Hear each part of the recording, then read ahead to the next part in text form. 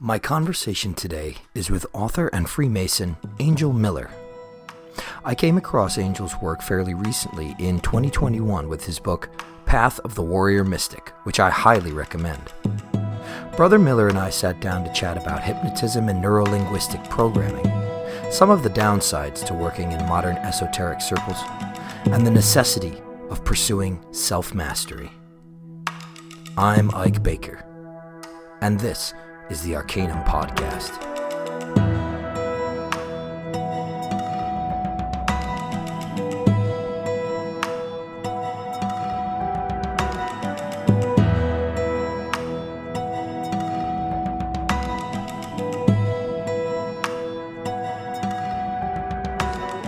I was taking a look at your website, which is wonderfully done, and I guess I didn't realize, because I'm most familiar with you from your literary output. Right. Yeah. I didn't realize you were a hypnotist. That's so cool. Yeah, that's right. Yeah. I became a qualified hypnotist a couple of years ago, so that's rather good. Actually, it was a brother who taught me how to do hypnotism. So, although I was actually I was familiar with almost every part of it, but from different areas like martial arts, writing, meditation. So I kind of knew it all, but it was well, I knew most of it, but it was a good way of like putting it all together. It sort of brought a lot of different areas of my life together, so that was really cool. Yeah. That's excellent. Yeah, Yeah. it's always wonderful when those things happen. You know, all the connective tissue finally comes together. Yeah, definitely. Yeah, for sure. And it was kind of a transformative experience in a way. And actually at the moment he's running the same course, and I've been popping in and just going along on Sundays. And it's still good. So he kind of led you down that path, or I mean, like you say, I'm sure a lot of the literature and the things that we study, the practices and in Yeah. meditation, though they're different, they're kind of they orbit hypnotism. Yeah, that's right. Yeah. So, I mean, a lot of the actual techniques that I already come across before and practiced before. And in regard to the hypnotic part, being a writer, um, and, you know, I've written for different brands, different, mostly fashion companies. So that, in a sense, is very much related to hypnotism, because you're trying to motivate someone to do something, which is kind of what hypnotism is as well. There's a definite relationship. And in fact, if you look at the history of hypnotism, it's kind of fascinating, because on the one hand, it connects to esoteric spirituality, but on the other, it also connects to marketing. So and there was a book a few decades ago written on how to use hypnotism in sales, and even in neurolinguistic programming, which is used in all sorts of, you know, sales companies now. Neurolinguistic programming is basically hypnotism. There's really no difference. And in fact, the founders of neurolinguistic programming were practicing hypnotism when they invented it. And at first they even said, we're not inventing a new type of therapy. All we're doing is explaining how it's done, and then later on it became repackaged as NLP. So it's basically hypnotism. I mean, there's Wow. really no difference. Wow, yeah, I mean, it makes sense, right? So Yeah, definitely. so do you see clientele for hypnotism? I'm sure that you do. I do not entirely regularly, partly because I'm juggling a few other things, but probably in a few months I'll start to do that more often. But I still do it occasionally when people contacted me. I mean, I did one a couple of weeks ago, so yeah, so that's always good. And you'd be amazed that the results that people have is incredible, even after one session. Well, Most often. I actually am. I know a few people who have used hypnotism to great effect Yeah, to mitigate addictions yeah, of various sorts, and it's always interested me, particularly as someone who, you know, is unabashedly in recovery. But right, yeah. For in the recovery of or from. um well, alcohol and Okay, substance abuse. yeah. So yeah, and the thing is, I've tried it a few times. I was very young, And I personally, although I believe in its efficacy, I resisted it. And Yeah, have you yeah. ever come across that? Or Not really resistance. I mean, you can definitely resist it, but then that's kind of self-defeating, right? It's like going to a gym. You can sit there and not work out in front of your trainer. Your trainer can't do anything, right? It's kind of like right, that. You right. can resist the hypnotist for sure. You just say to yourself, la la la la la, when in your head when they're speaking. But it's kind Yeah. of, you're only hurting yourself. So, you know. Yeah. Well, it was one of these things where I think I didn't do it consciously, right? I guess it's the same thing with exercise too, right? You can set these like self-sabotage traps Yeah, for yeah. yourself, but with I guess your built-in subconscious issues. But I couldn't stop thinking. I couldn't silence the inner monologue, and I guess Mm. that's a product of not being able to relax. I guess I don't. Yeah, well, I mean, if a hypnotist is working with you, then they should be able to silence the inner monologue, not least of all because they should be talking to you pretty much constantly to prevent that. But and Mhm. obviously, even when someone's talking, you can get idle thoughts. But yeah, yeah, it sounds like there might be an issue there. So Yeah. Well, I mean, the person that I did work with did not have nearly as soothing a voice as you do. So yeah, I'm sure that's you part do of a it. great job. Yeah, my voice Uh, changes when I do it as well. I tend to speak deeper and slower, and so. But I know you're into Martinism. Do you know that Saint Martin was a practicing hypnotist? that was actually something that I wanted to bring up with you because Yeah, I had no idea. I read it on one of your blogs, actually. yeah, Do you that's study right. Martinism? I mean, technically, I have when people ask me, I usually say no, I'm not a Martinist. But then I forget. I actually did take the first degree of Martinism in the Martinist Order of Unknown Philosophers. I forget I forget what the name of the first degree. Associate. Yeah, the fraternity, the socializing is definitely a boon in masonry. How long have you been Yeah, a member of the craft? since 2001, actually, since October 2001. Wow. Wow. And Yeah, so a while. that I guess that's influenced a lot of what you've done. I mean, I believe Yeah, you did write a book on Freemasonry, and you mention it quite a bit in your other literature. yeah. Well, I've written 3 books on Freemasonry, actually. Oh, wow. Yeah, so That's I wrote the Freemasonry found Freemasonry a history, Freemasonry foundation of the Western esoteric tradition, and the Crescent and the Compass, which is about Islam and Freemasonry. So oh, okay. That's yeah, awesome. yeah. That's great. You still active? I mean, I'm not as active as many people.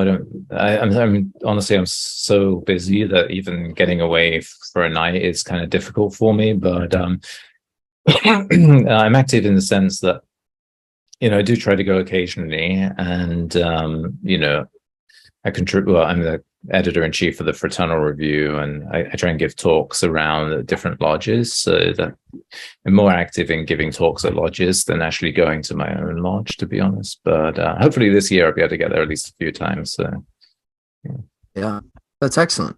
yeah, That's awesome. Yeah, I guess that's something I'm just starting to, I guess, break into or become interested in is giving I guess, esoteric lectures stuff. yeah, You get different. There's different receptions based on the people present, how deep they want to go, and how esoteric they want to get about Freemasonry. But I think your work is a very good example of how you can derive a tremendous amount of, I guess, depth of meaning from both interpretations. mhm. The more, I guess, literal teachings of morality and things like that, and also Yeah, the esoteric component. yeah. Well, without teachings on morality and without having some kind of ethical code for life, all the esoteric teachings are going to do is harm you. So Yeah. you should probably stay away from that because people who don't have that, and I think that's the majority of people in the Western esoteric world. They end up just becoming fantasists and detached from reality, and that's not actually what it's supposed to be. Yeah. Yeah. People always squirm in the esoteric orders of which I am a part when I say, if you are not living this, it's cosplay. Yeah, we're not only living it, but I think that you need to be kind of, you need to be, you need to be someone who's interesting outside of the world of the esoteric. So many people, if you took away their esotericism, would be completely boring. And it's only that gives them a personality, and that's actually not what it's meant to be. It's supposed to be, you're supposed to be going deeper into something. It's not, that's your substitute for everything else. And, in esotericism through the centuries, you had to practice your religion. Sufism wasn't this thing where you thought, oh, Islam, I don't like that. That's boring. I'm going to do Sufism instead. That's the path that goes off of the straight road. You're going sort of deeper into something. So you still would, adhere to Sharia and stuff like that, and the most outward forms, and not eat pork and not drink alcohol. But people think today, oh, I can just, I just do a bit of Sufism, mix it with some Kabbalah, chuck in some Wicca, and make my own stuff up. It's not actually how it works.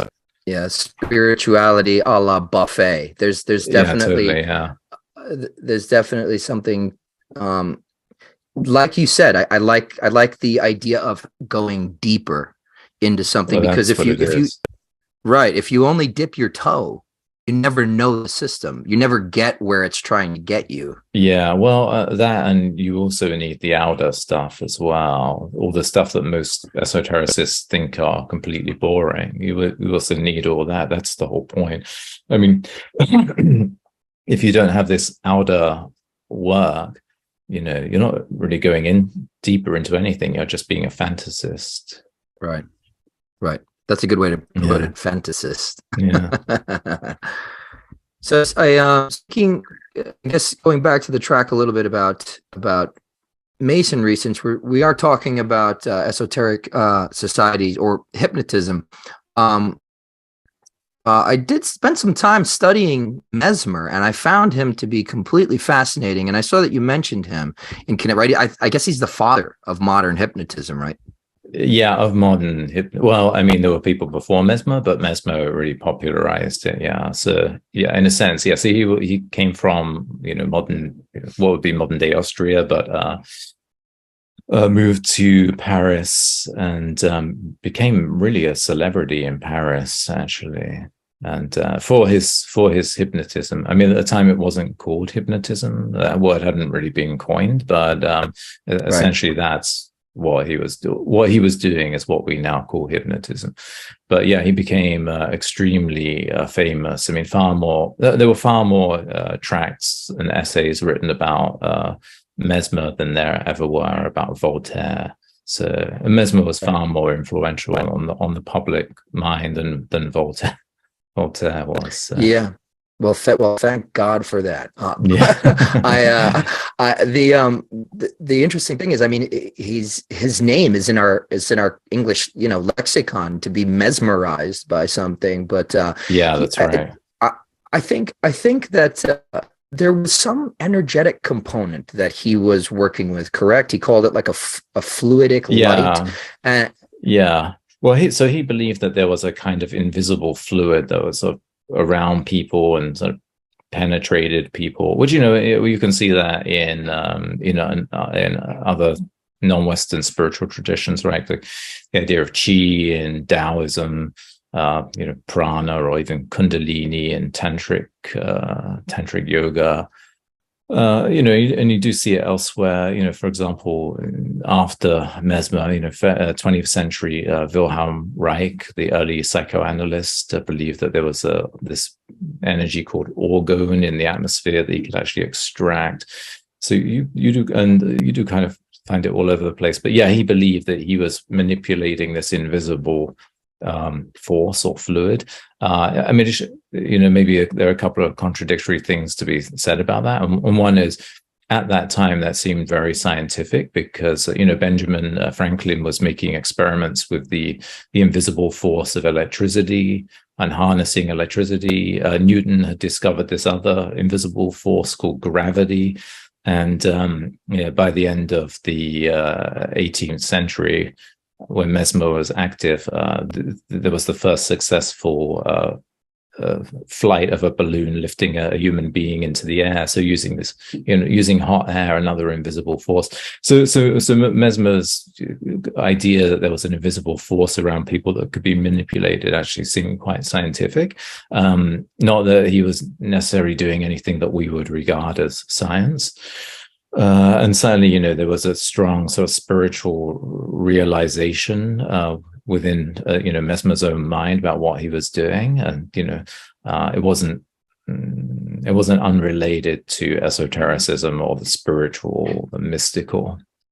But contradicting that, someone who has been involved with all sorts of meditation since very young, over the last few decades, there definitely is something that is either an energy or that feels like an energy when you do some particular meditations, and that can be manipulated and moved around the body.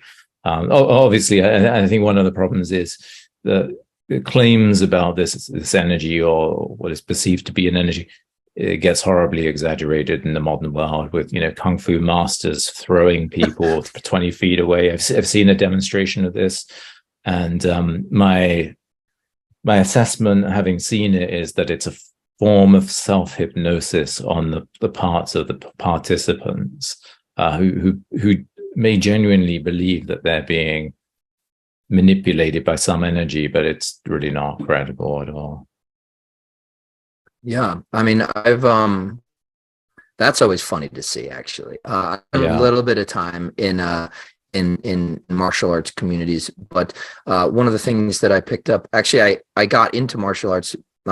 I first started getting into martial arts by way of acupuncture. I went to school for that up in New York, and they make you take like 6 semesters of energy work that can either be Tai Chi or Qigong, or you could take yoga. I'm more of a Qigong guy, but it was really then, despite myself, that I began to feel exactly what you're talking about. And the interesting thing is that it feels like, I think Mesmer called it animal magnetism. And when that was his practice, right, we're talking about the discovery, or I guess the experimentation with electricity, and we understand electricity to be part of a spectrum, which is the electromagnetic spectrum.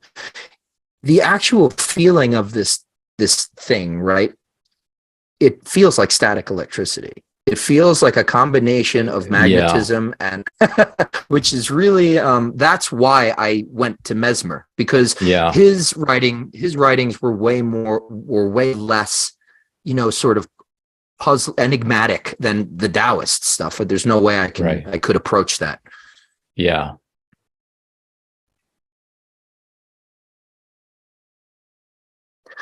But what part do you think?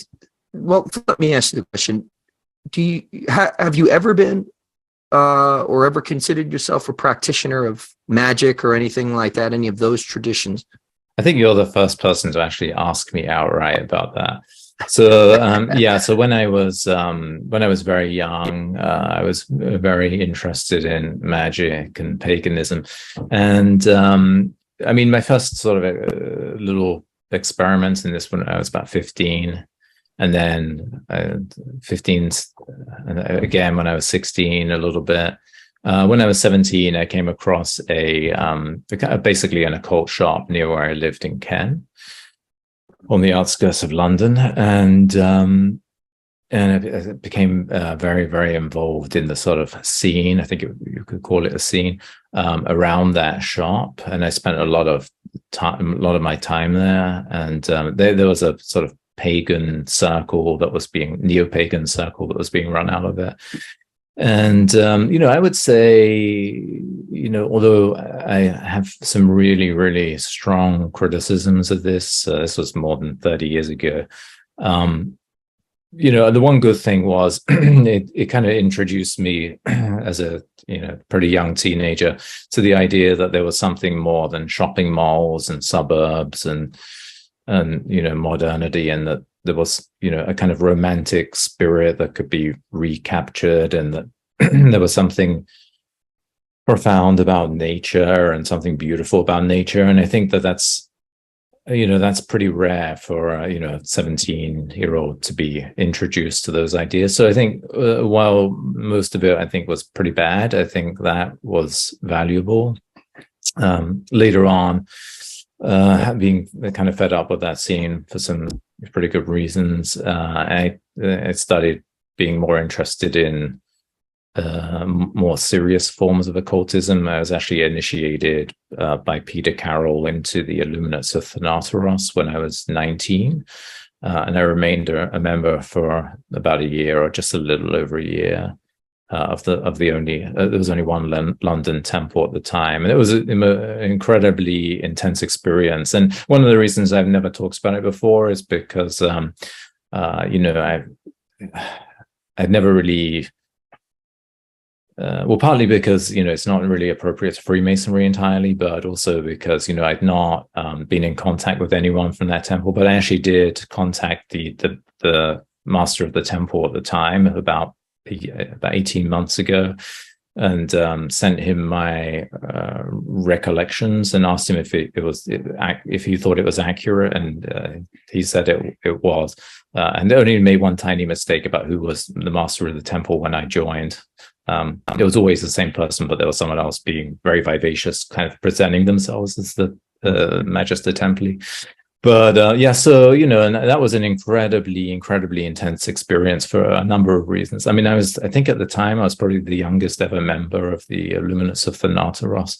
It was a very intense time in general. I won't go into it, but it was. I think it was more serious than other orders at the time, and we were definitely very dedicated to exploring sort of magical techniques and to exploring most of all, even more than magical techniques, exploring, the idea of consciousness and trance, or gnosis, as we called it.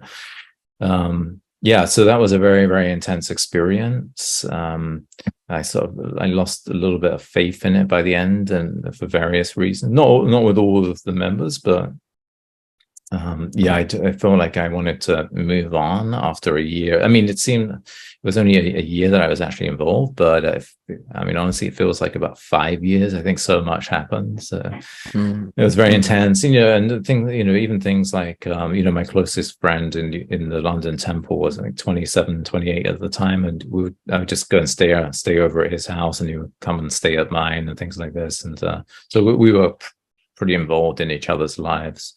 But it was an experience and a half. But since then, I've been involved in other things very briefly. I've mostly found them totally unsatisfactory, to be honest. I've been involved in orders that sort of have some kind of tangential relationship to Freemasonry, among others. But I've mostly found it not what interests me.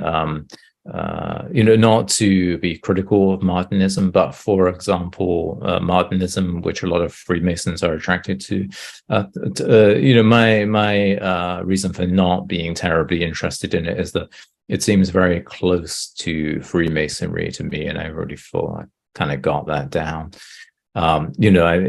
What interests me at this point is really the experience of trance more than anything. I'm certainly not a practitioner of magic in the sense that I would fit neatly into the contemporary world of magic. I'm not doing grimoire rituals or anything like that, or praying to certain gods. My perception, more in line with Austin Osman Spare, I would say, the English occultists of the early 20th century. There was very much an influence on chaos magic. My perception of these things is that you're not really you shouldn't be remaining in these things forever. You're supposed to transcend them, which means, kind of leaving it all behind. It's like the alchemical idea of, solve coagula. You have to dissolve these things so that they no longer exist and in this literal form anymore, and transcend it and see what comes out the other side, which is, potentially dangerous, probably, but so for me, I don't have any interest in practicing ritual magic, because I feel like I've kind of dissolved that in a certain sense and transcended it. But and I don't want to come across as arrogant, because I think that that's actually the aim. I think if you're practicing magic after 30 years, you're doing something wrong. It would be like studying painting, and 30 years later, your work looks like your student work, like where you should look totally different by now, because you're trying to represent that. You're trying to represent your genius, the diamond, right? Right. So something has to come out more and more, and you leave this other stuff behind. I mean, you need to have learned the techniques and, looked at the art for a considerable amount of time, but at some point you need to transcend it. And then that's when you embody your genius. And maybe that's not the aim in magic. I don't know, but that was always my perception that it was. The thing about magic is that, in my experience of it, it's like anything else.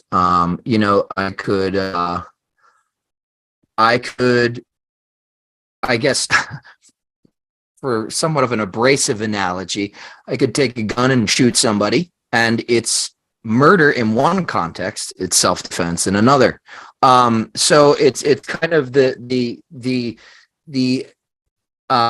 intention, I think, behind it, because in my experience, everything that we've touched on, whether it's states of consciousness, really, that's the primary cause in any kind of magical endeavor, I think. And the potentiality of utilizing a particular energy, and these things exist in and of themselves. They're constituent components of the world we live in and move and have our being. Mm-hmm. But how you use them is going to depend on what you want, what you're looking for. And I think a lot of people, particularly in certain circles, they come into something like magic, they're attracted to this very dated idea of, a neo-pagan sort of, perhaps, I'm trying to be delicate here, but money magic type of scene, for some sort of power or control over their life that they've been having troubles establishing of their own sort of, makeup. And when you go to something like a magical order, to fill that hole without the development of character, without the development of morality, you end up in this kind of like circular cosplay, like you mentioned earlier, or at least alluded to. You are now becoming identified as this thing. It's another persona. It's another costume that you begin to wear. But I think if you look at the sources of modern quote unquote magic, really undeniably the earliest iteration of the Hermetic Order of Golden Dawn, what is emphatically stated again and again by its founders is that you are not here simply to read tarot. You're not here simply to wave your wand. You're here to connect with the exact word you used, the diamond, your genius. Yeah. And a lot of people who wants to do that? Who wants to leave all this fun gear and posturing behind to essentially dissolve yourself into, that seed that has to corrode in order to release the tree within? No, people are afraid of doing that, and but I think if you look at the trajectory, or at least the intended trajectory of essentially the source of modern Western esoteric magic, it was exactly what you're saying. Magic will no longer be something you do; it becomes what you are. Right. Yeah, exactly. Yeah. Well, and I think in regard to the Golden Dawn, it has to be said as well that, the early Hermetic Order of the Golden Dawn was full of really, really fascinating characters, actresses, theater producers, Florence Farr, W.B. Yeats, the poet laureate, just really brilliant and creative individuals who are kind of movers and shakers in their time. And it's difficult to find a scene like that today. And I'm not cracking the IoT up to be anything like that, but I would say that when I was involved in it, I think there's about 8 people who were active in the London Temple at the time, but I think something like 6 became authors, and one of them was a translator, and 2 were, or maybe 5 authors, and then 2 were avant-garde musicians that are well known, and I'm not going to name them. But that's pretty high for any for 8 people. That's a pretty high success rate. I think there's about 7 people that really made a mark in the world, either then or either before then or after. So but these things are very temporary as well, and I think when orders are young, it attracts these kinds of people that are sort of innovative and creative and think outside the box, and then it settles down into a kind of religion, really, where people go because they know what they're going to get, and it feels stable, and it's not really rocking the boat too much. I definitely experienced some of that, actually. I think it's interesting that you mentioned Austin Osman Spare as one of your influences. I'm familiar with his technique of sort of trance sigil crafting, again, bringing it back to that trance or state of consciousness. And what I found really, really interesting, and right, who knows what he was reading or what he was influenced by? Well, he was influenced a lot by, psychology and, by Freud. I mean, when you read his work, it's all basically a riff on psychology, although he kind of hated Freud and Jung, but it seems where his ideas were coming from. What's really interesting, actually, is that there is this tradition in Taoism of Fu or Sid crafting, and it's very, very old. I would say it goes back into antiquity, and I read about this stuff from a guest that I recently had on, Benabel Wen. Her book, The Tao of Craft, covers all this stuff in great detail, and it talks about how many Taoist lineages will have a familial sigil, and this familial sigil gets passed down through the generations, but at some point it was created by an ancestor through a type of trance automatic writing, basically exactly what he was doing. Yeah. Right.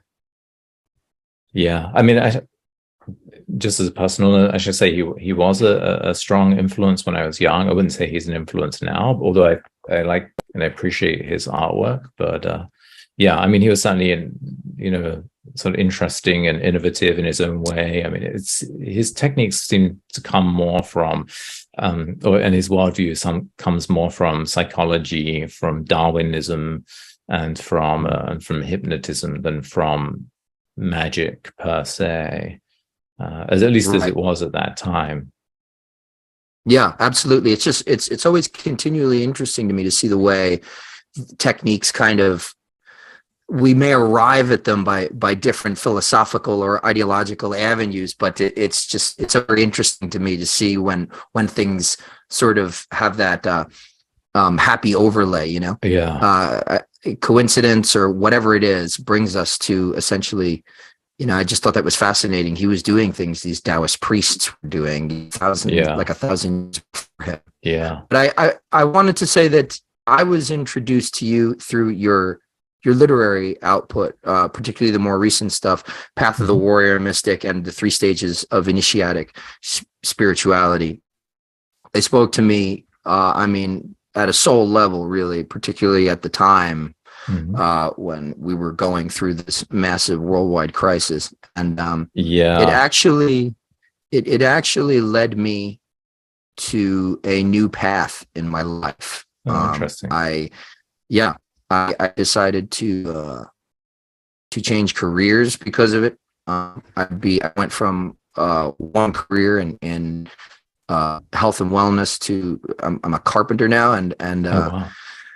yeah, and it's very different. It's very different, but the thing is, like, your writing was so concise and clear, and the ideas were so well formed and articulated that I'd have these moments that I guess I could consider like overwhelm, like real personal realization. So Mhm. I'm very fascinated to hear about maybe what influences in your life sort of converged to to create the writing of these books. Yeah, yeah. Well, I think, with the path of the warrior mystic in particular, I really felt that it was just writing itself, quite honestly. And that's my fifth book that's been published.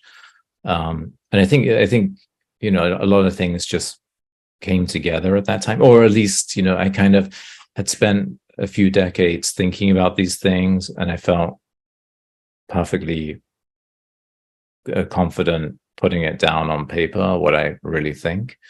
My first three books were histories. You have to do a lot of research for writing histories, of course. The Path of the Warrior Mystic is more of a kind of meditation on the problems that we're facing today and that we'll be facing this century, and why we're in this situation and how we can overcome it. So I think, my experience in life is also quite varied as well. Again, I've written three histories. I studied the fine arts in London. I've lived in three countries. I live in New York at the moment, and I've been here for almost 25 years. But I practiced martial arts for over a decade. And I'm sure I'm forgetting other things as well. Oh, yeah, I practiced fine art for a long time. So fine art, martial arts, early adventures in magic, practicing, hypnotism and meditation for 3 decades. Fine art, it's quite a mix, and at a certain point, all of these have to come together, and people may think that that's kind of a lot or a wild mix, but actually, when you look at master martial artists in Japan, for example, you find that someone who's a master of sword fighting or kendo, a very often a master of calligraphy and poetry as well, and considered to be a Zen master as well. So these three elements go together, which I wrote about in the 3 stages of initiatic spirituality. And so I think, sure, for the average quote unquote magician who goes to their 9-to-5 job and then they practice magic on the weekends, or they belong to an order, it seems kind of crazy, all of these different things, but actually, I think practicing martial arts, fine art, meditation, hypnosis, this is a kind of classical model that goes back 1,000 years or more than 1,000 years, and you find it not only in Japan, you find it all over the world. So even Plato spoke about education being through wrestling, martial arts, through philosophy, and through music. So this is craftsman, warrior, magician elements. You find it in Sufism.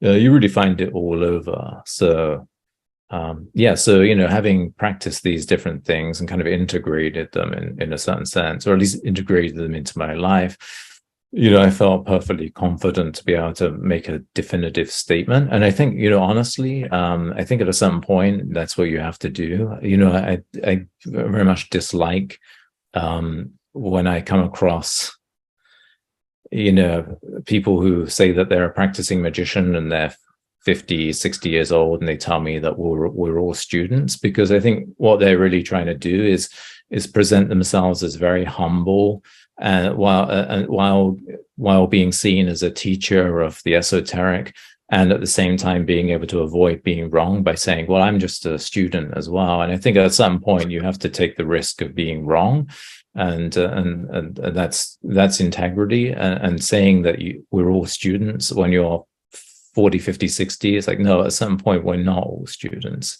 and it's just a get out clause so you can cover your back when you're wrong. And at some point that's just reprehensible behavior, and it's not humble at all. It's disgraceful. You never see martial artists saying, well, we're all students. Yeah, I mean, of course we're all learning. That is true, obviously. But there is a certain point when you can't hide behind that anymore. And it's only in the esoteric world that I see that. And I don't see that in any other world whatsoever. And it's not from humility. So right. That's why I made these statements in these books. And while they, to some people, I'm sure they seem hard hitting, but I think some people need to have these, uncomfortable truths put to them, so they cannot hide behind this sort of thing anymore. Absolutely. I mean, ultimately, even though it might be abrasive, I think ultimately it's a kindness. Well, it is, and that's what a lot of people don't understand, because they want to live in the fantasy, but I take them seriously, which is what they don't like. I take them. See, if you tell me you practice esotericism, I'm going to take you seriously. So what I say you might not like if you're a fantasist. If you're an esotericist, you'll appreciate it, but that's not my fault. I'm just taking what you say seriously. So yeah, if you don't like absolutely.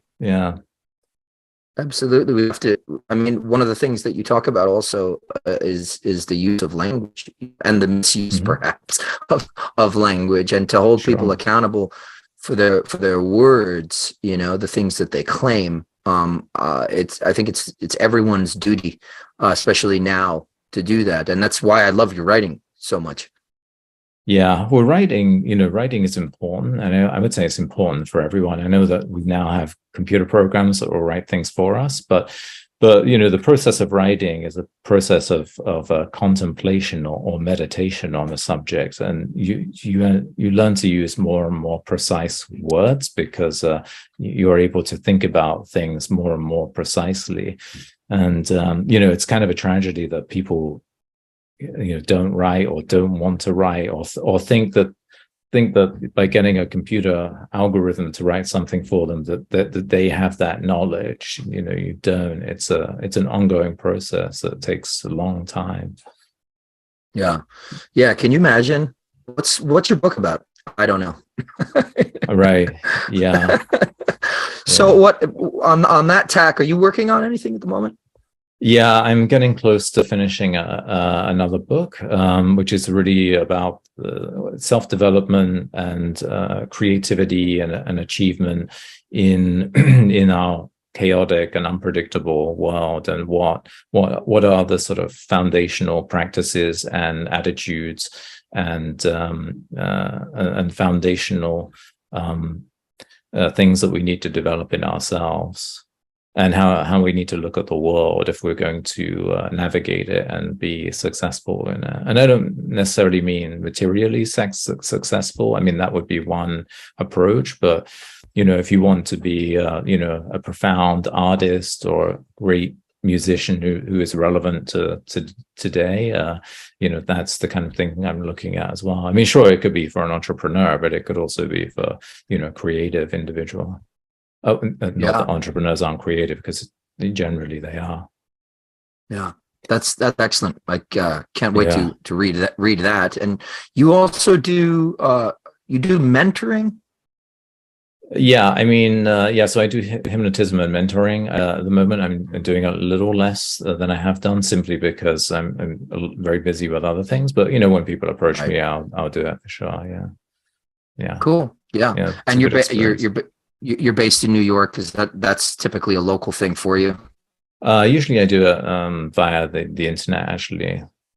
Okay. Yeah. Awesome. Excellent. Yeah. So there's two stock questions that I ask everyone. I'm going to alter one for you. I usually ask people how, because a lot of the people that I have on are experienced esotericists and people who practice magic and things like that. I like to ask them how they experienced their magic, rather than attempting to give a kind of definition of it. But I'd like to ask you, what do you find most magical about the world, or your own sphere of influence? The most magical thing about the world, or the sphere, my sphere of influence. Well, I mean, I think language is a magical thing, in that the way you use language can completely transform someone's worldview. And that's actually the thing that you're doing in mentoring, or a therapist would do in therapy. I'm not a therapist, but that's partly what you're doing, right? Somebody comes to you and they're stuck on something, and you get them through the use of language to see that actually that's not the way it is, and that the world is different, and that they're not the way they thought they think they are, and it can be completely transformative. And that is magic. There's an academic who talks about the runes, and academics who talk about the runes tend to downplay or even outright dismiss any kind of relationship with between magic and the runes. And I would say I'm probably somewhere between the sort of esoteric world and the academic world, and that I don't think it is what the esoteric world claims it is. I don't think it's quite as banal as what the academics say either. It's somewhere between the two. But Jackson Crawford made this interesting point in one video that he made, and he said that actually magic in among the Norse or Northern Europeans who were using runes wasn't really formulaic. You don't really find formula spells until later on. But the magic was actually what somebody said. Somebody would say something, and then it would appear to have some phenomenal reaction. And then people would say, oh, that person caused this event to occur because of what they said. And maybe that's sort of making it a bit mundane, but certainly the idea that real magic is not a formula. Real magic is something inherent, and you speak it and you transform the world. That is, I think, inherently correct. So I think the use of language is magical. And you find this in earlier NLP texts as well. They clearly acknowledge this. Yeah, that is a fantastic answer. Thank you. So the last question I usually ask is, can you give 2 or 3 books, sources, podcasts, personages, whatever, that you'd recommend to any potential listeners who want to explore some of the ideas that we've spoken about today? I know we've covered quite a broad swath, but anything that comes to your mind? Yeah, well, and to be honest, I can't really think of any books. I mean, I read very, very widely, and I would recommend that. You should be reading, sure, you should read books on the esoteric, you should read books on religion, you should read books on business, you should read books on creativity. You need to really have a sort of wide spectrum of interest and see where they overlap and where the common themes are. Yeah, I think, and if I was going to recommend anything, and he would absolutely detest me recommending him, it would probably be Sheikh Hamza Yusuf and his Zaytuna Institute, which is an Islamic institute. And I'm not a Muslim, but I think he's a very intelligent individual who thinks very intelligently about religion and about being in the world today. So I would tend to recommend people like that, which have no real connection to esotericism and probably wouldn't like Freemasonry, and certainly doesn't like magic. Is very much opposed to it. But I suppose I would say this. So let me put it another way.